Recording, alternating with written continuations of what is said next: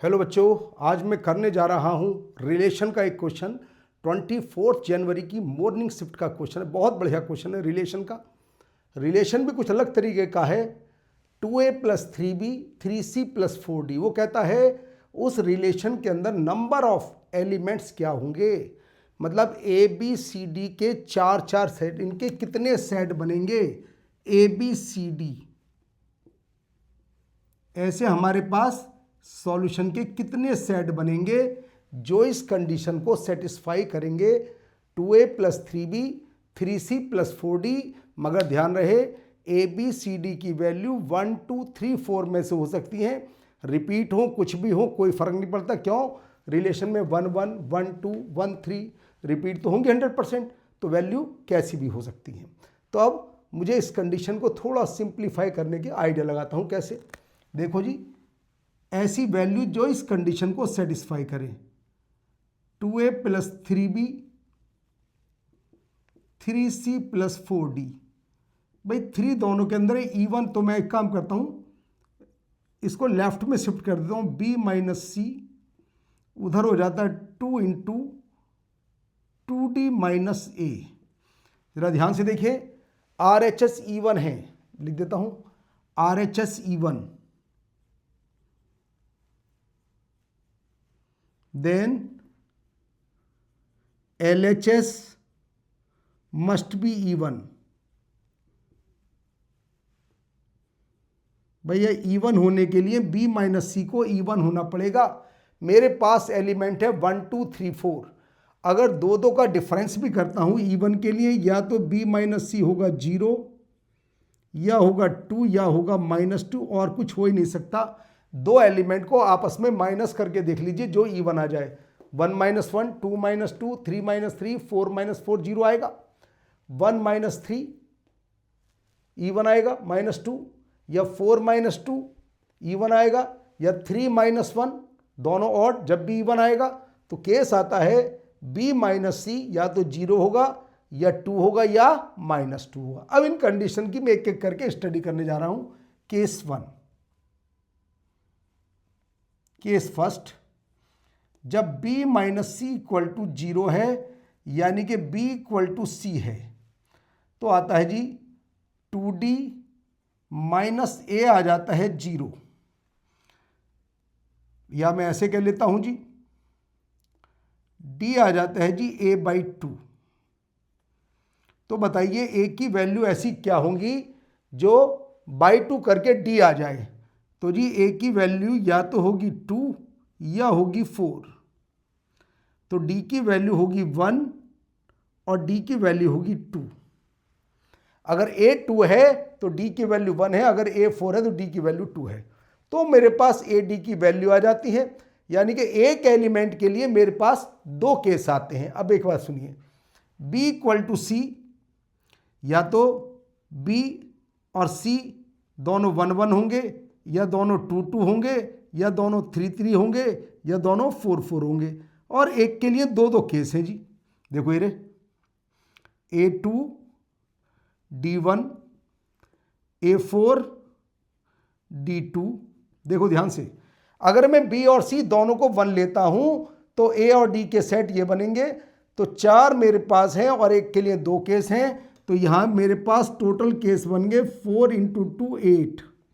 तो 8, तो मेरा जवाब ये आ गया केस 1 से 8। देख लो, जब मैंने B और C दोनों को आपस में लिखा, B और C इक्वल का मतलब या तो दोनों 1, या दोनों 2, या दोनों 3, या दोनों 4। जब मैंने B और C को इक्वल रही तो 0 हो गया। तो 2d - a ऑलवेज 0 होना चाहिए, यानी कि d की वैल्यू a/2। ऐसी वैल्यू पुट करो कि d की वैल्यू 1 से 4 तक आनी चाहिए और a की वैल्यू 1 से 4 तक आनी चाहिए। तो ऐसा कहा, a या तो 2 होगा या 4 होगा, तो d1 d2।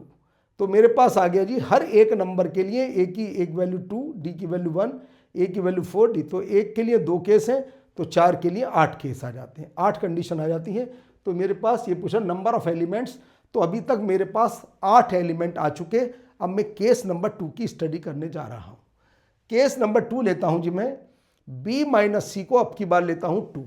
देख लो, केस नंबर 2, b - c को 2। ऐसे बेसिक करिएगा, अलग अलग कंडीशन में केस छूट सकते हैं, इसमें जीवन में ये बिल्कुल स्टैंडर्ड तरीका तो यही है। तुम ऐसी 1 1 2 2 रखो, कोई मेथड नहीं होता है। केस 2 की बात करने जा रहा हूं जी मैं।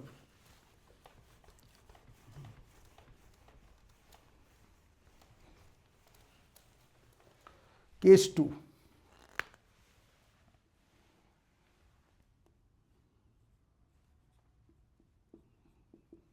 अगर b माइनस सी है जी 2 के इक्वल, b माइनस सी 2 के इक्वल है, तो रफली अगर मैं बात करता हूं, पहले इसी की बात कर लेता हूं, तो b इज इक्वल टू होगा जी c प्लस 2।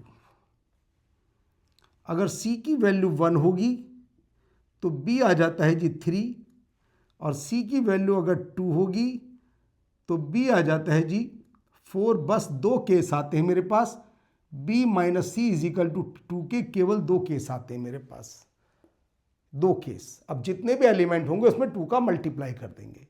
अब जब आता है जी, जब ये 2 है तो 3 into 2 is equal to 2 into 2d minus A, तो जी 2d माइनस ए आ जाता है जी 3 के इक्वल, या 2d आ जाता है जी a प्लस 3। ये बात तो पक्की है क्योंकि 2d इवन है, a must be odd.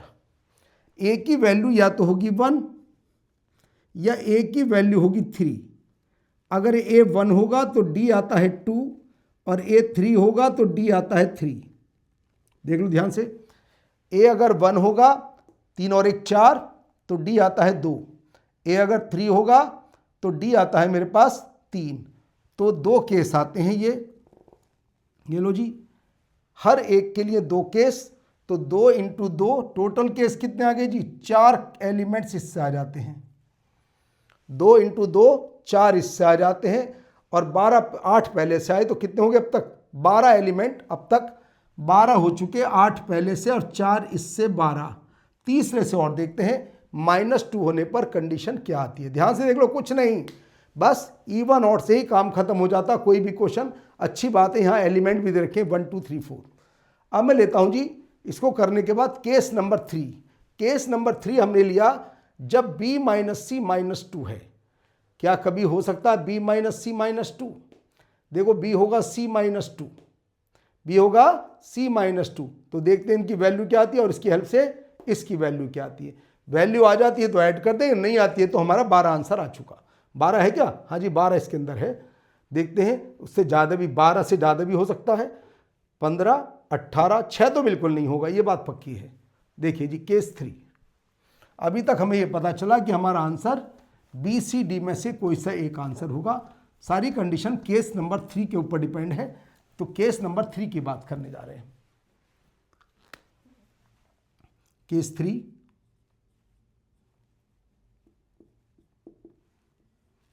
b minus C minus 2, या b आ गया c माइनस 2।